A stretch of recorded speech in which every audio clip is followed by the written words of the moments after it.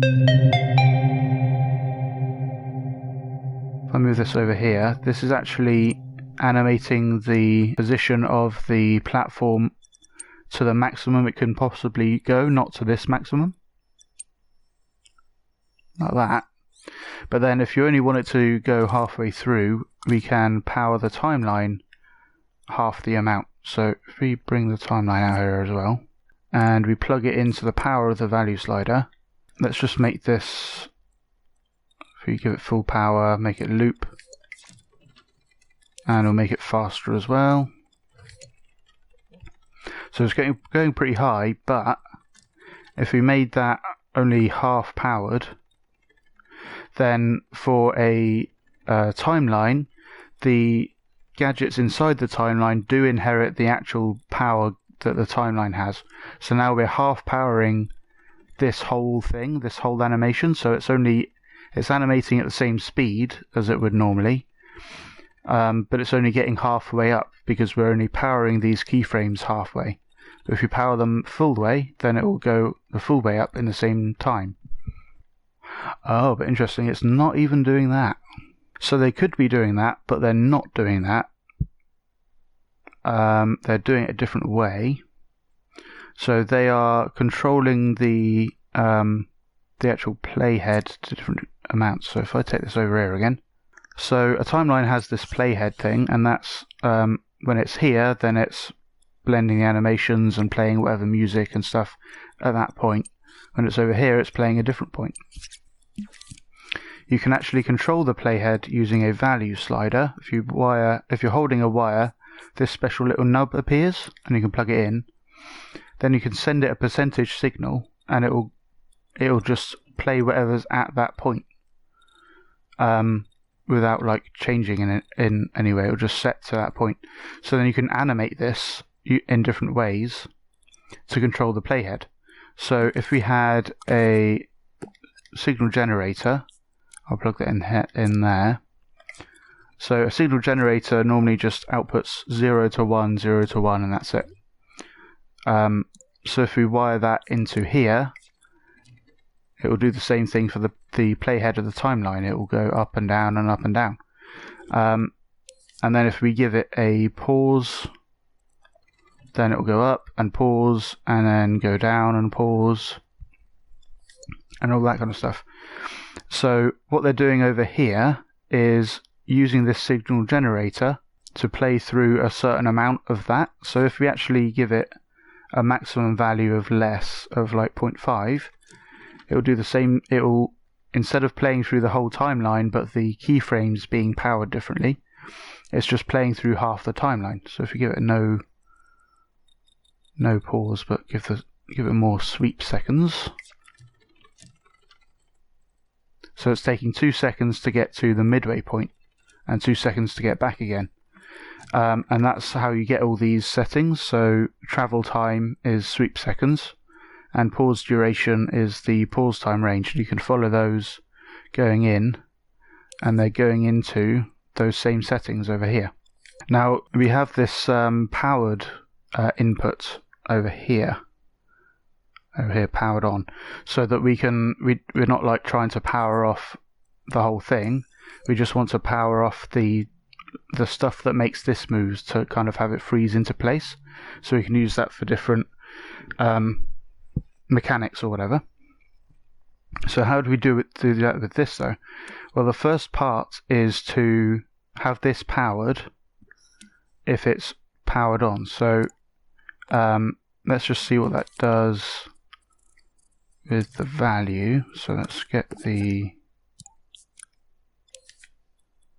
over there. So if we just power this directly with, if we want it to be playing or not, like that. So while it's powered off, then it's sending a 0, because that's how all gadgets work.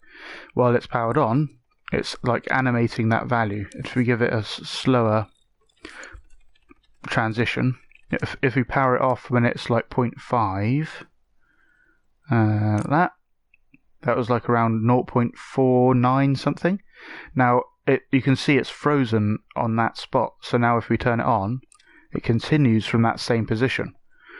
But the problem is, if we just turn it off like that, because it's sending a 0, that playhead is going back to the start of the timeline over there. And then when we play it again, it carries on from where it got to. But we kind of want it to like freeze where we put it, where it was at that moment. So we're going to freeze the value coming out of here. So let's use a signal manipulator, and I'll wire this through there and that into there, which won't make any difference normally. But then we want this to freeze, like if we just play time and then I turn on freeze, then the output of this is frozen while the input still changes. So then when I unfreeze it, it'll use the actual input and just send it through again. So we want to freeze it when we're not powering the like up and down animation. So we use a NOT gate, wire it into there and wire that into the freeze and see if that works. Put that off. No, it's like freezing afterwards. So what we really want is when it's not when it is frozen, then we turn that off so that it happens after this freezes. So let's try that. So we have another NOT gate and wire it out of there and wire it into the power of that. So while this is off, this is freezing the thing and that's being turned off. When this is on, this isn't freezing the thing and that's playing as normal. So let's see if that works. It kind of flickers to the start again. Let's see if that, you can see that on the, yeah, you can see it kind of flickering to the bottom. Let's try adding a counter in there to delay that whole process. So we'll turn the counter on when it gets powered, and we'll use, if the counter is full, then we'll power that stuff. But then when it becomes frozen, we'll subtract from the counter, which should turn that off. So let's bring that up there so we can see it. So we power it. Yeah, so I think all this is doing is just introducing a delay to when that gets powered and unpowered, which allows it to work better, basically. And then this just uses the movement distance and things into the playhead. So normally that's in the playhead up there. So this takes into account the distance that you want to move it, the maximum distance and the pauses and stuff, and uses that to control the playhead instead of directly from here. Once you have that logic sorted out, you can actually, because this just sets it to being the initial position anyway, you can just have this single keyframe, which is the end position, and power it with that instead of the timeline. So now that still works the same. And if I get a big old switch for testing and wire that into the powered on, then we can still power it off in the middle, but that's just using a single keyframe, so a little bit of thermo gain there. I'd like to thank Thojar, Freakers, Jack Power and all of my other supporters for making this tutorial possible. Check out TAPgiles.com to find out how you can support me in helping Dreams creators. Thanks for your consideration, and I'll see you in the next one.